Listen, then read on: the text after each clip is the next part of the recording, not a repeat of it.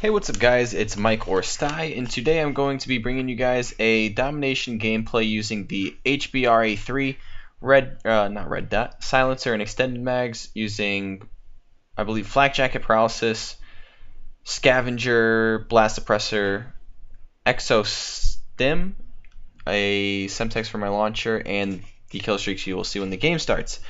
But today, it's on the Defender, by the way. Today I'm going to be talking to you guys. I want to talk to you guys about Call of Duty Advanced Warfare and the good versus the bad. And I want to, at the end, hopefully give it a final report card on what I think the game deserves and what I rate it. And firstly, I want to start with the bad side because, I mean, I'm going to start off with this right now. The goods very heavily outweigh the bads. So, for the bad, I did have written down the score streaks, and what I mean by the score streaks is the score streaks are absolutely horrible in this game. They take forever to get to, and they are not rewarding whatsoever. I think I am lucky to get maybe 2 kills with my Goliath, and you know, my Paladin, it doesn't do much damage at all. I don't know. Not worth how much it takes to get them. I am finding that I really just want to run the UAV and what's it called? The hacker kill streak. I have my game right here, so I'm just gonna the system hack kill streak. Yep. So those are the two kill streaks I've been running as of recent. At least I've been going non-lethal. And the reason for that is the lethal kill streaks are just not good at all. So I'm gonna run the 2 non-lethal for low points, so I could cycle them and get them. And this is hopefully my plan as far as getting a. I think it's a DNA bomb in this game, I believe. Yeah. So. That's the first bad I want to point out, is that the score streaks are absolutely horrible.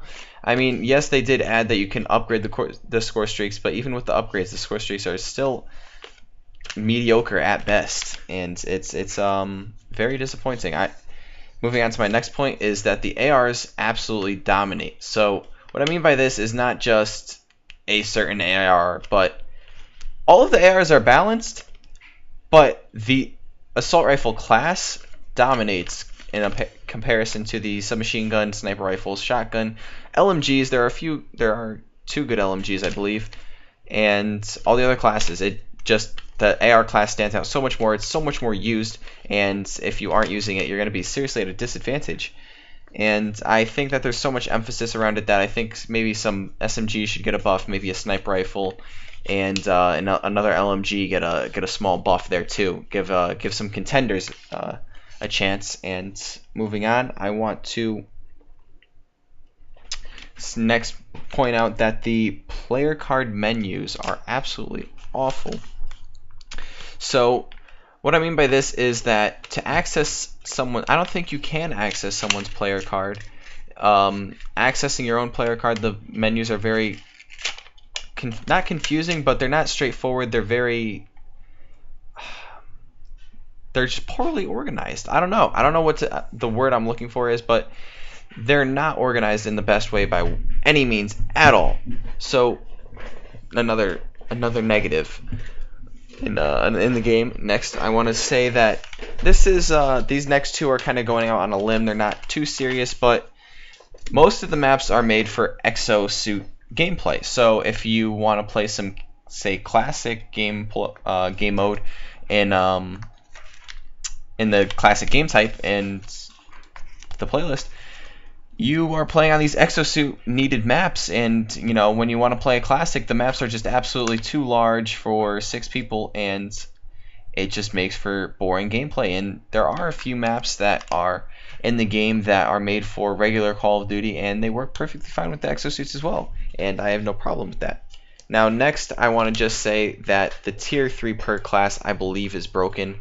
In my opinion, at least, I believe that the tier 3 class gives you no choice in any of your classes other than to use Blast Suppressor and Scavenger and use that perk 3 Greed.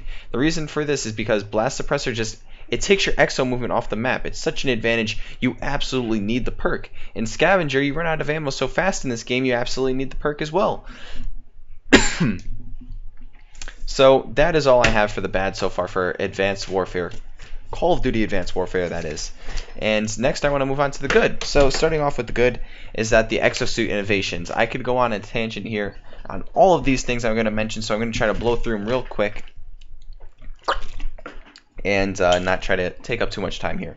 So the exosuit innovations, along with the exosuit skill gap, is absolutely amazing in this game. I do very, very, very much like that they added the exosuits and it gave that skill gap, and it's going to just keep building. And I think people that are just getting better and better are going to keep getting better and better. And I think that you could see some new people start to rise in the pro scene in the simple fact because of the exosuit mobility, and it's going to be such a crucial part of it. And if pros can't adapt, then there are going to be some people to come in and fill their spots.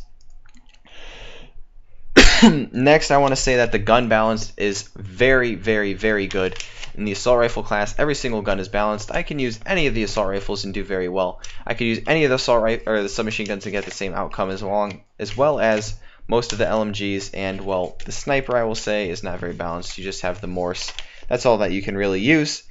Next, I want to say that the grenade system, the exo launcher system rather, is even very, very good, and I do like it a lot. I do not mind at all that you shoot a grenade out of your arm. It's much more quicker than having to pull the frag grenade and throw it, and it made for a bunch of other things that came into the game. So now we have the variable grenade, we have the threat grenade, explosive drone, spike drone, and tracking drone. And the way the system works is the grenades aren't too overpowered, I believe, at least in my opinion. And even if you do think the grenades are overpowered, just slap on flak jacket. You could take 2 grenades with flak jacket and still live, not even die. Next, the new game modes. I do very much like that they were innovative and brought back some game modes that were not in Call of Duty Ghosts. So as far as innovation goes, Uplink, thank you so much, guys. Not really, I'm joking. Uplink's alright. I mean, it's alright. As far as bringing back, though, they did bring back War, which was huge as momentum. Hardpoint and, you know, Search and Rescue, Search and Destroy, all those good guys, and Ground War. I will say that because on the Xbox 360 there was no Ground War in Call of Duty Ghosts. I was so mad about that.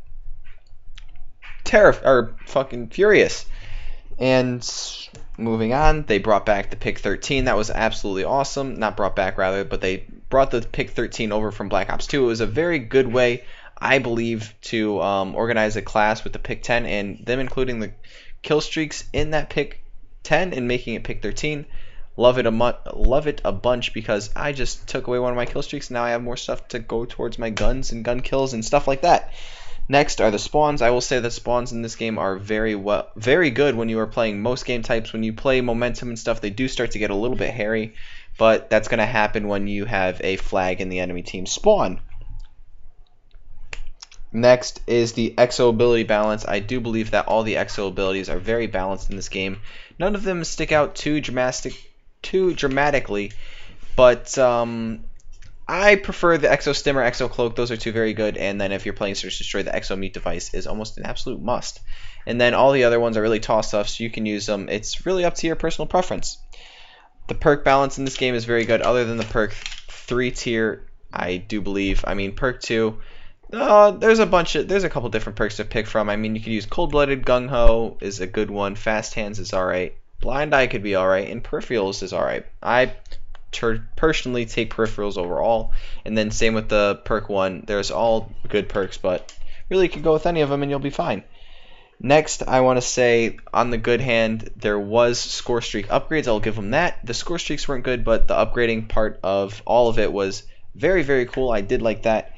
And next, the personalization. So what I mean by the personalization is the personalization of your character and how much you can actually create them in depth. The head, chest, pants, arms, the skin color, all that. So into detail. Also, I do very much enjoy the amount of detail and work they put into the titles and for the player cards in this game. I do very, very much appreciate when Call of Duty developers take the time to make nice looking titles. There's also the 30 kill streak. That's awesome. There is a pro influence, and what I mean by that is in Domination they made it 2 rounds. I don't like that at all, but in Search and Destroy they made online 6 rounds and switches every round. I do love that they finally did that. And finally, yep, that's it. Or rather, finally, that they went back to this traditional kill feed in the bottom left, and that it rolls really slow, that you could pick up quad feeds really easily. So that's all I have for you guys today. I hope you guys did enjoy this video, and as always, leave a like, a comment, and subscribe if you haven't already for daily content. Peace out, guys.